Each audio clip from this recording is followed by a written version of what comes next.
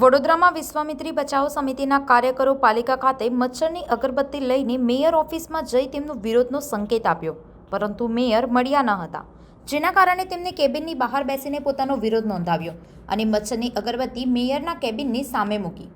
તેઓએ શહેરમાં dengue, chikungunya અને મેલેરિયા જેવા રોગો વધવા અંગે આક્ષેપો કર્યા હતા. વારંવાર રજૂઆત કરવા છતાં અમારી મેયર સાહેબને ટાઈમ નથી આપ્યા, તો અમે આજે 4 દિવસ સતત મેયર સાહેબનો ટાઈમ લઈએ છીએ. તો અમને બી મેયર સાહેબની ચિંતા થઈ કે બીમાર છે કે શું છે, કારણ કે અત્યારે રોગચાળો બહુ ફાટવામાં નીકળ્યો છે. ઘરે જોવા જાઓ તમે, કાંસ હોય કે વિશ્વામિત્રી નદી હોય, ગટરનું ગંદુ પાણી છોડવામાં આવે છે. વારંવાર રજૂઆત કરવા છતાં બી એ લોકો ક્લીન એન્ડ નીટ કરવામાં નથી આવતું. તો અમને કોઈ ગરબા ગાવામાં વ્યસ્ત છે, કોઈ ગીત ગાવામાં વ્યસ્ત છે, તો ભાઈ આમ પબ્લિકનું શું થશે?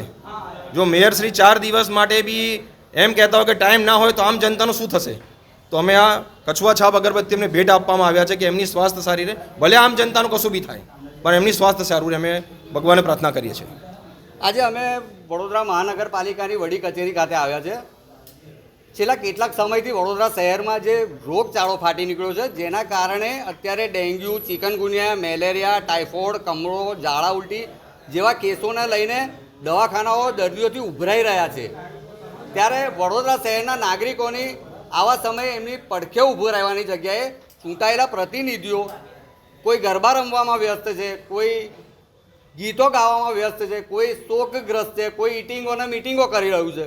જો તમે આ બધા પોતાની ફરજો ચૂકી અને માળીએ જ મૂકી દીધી છે પોતાની ફરજોને, જેથી કરીને અમે આજે આ અમારો મચ્છર અગરબત્તી લઈને વિરોધ કરવા આવ્યા છે કે ભલે તમારે ચૂંટાયેલા પ્રતિનિધિઓને નગરજનોની ના કોઈ દરકાર હોય, પણ અમને તમારી ચિંતા છે, એ માટે આજે અમે મેયરશ્રીને મચ્છર અગરબત્તી આપવા માટે આવ્યા છીએ.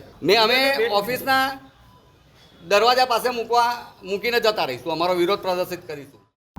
સંવાદદાતા સાથે અભિપ્રાય ન્યૂઝ, વડોદરા.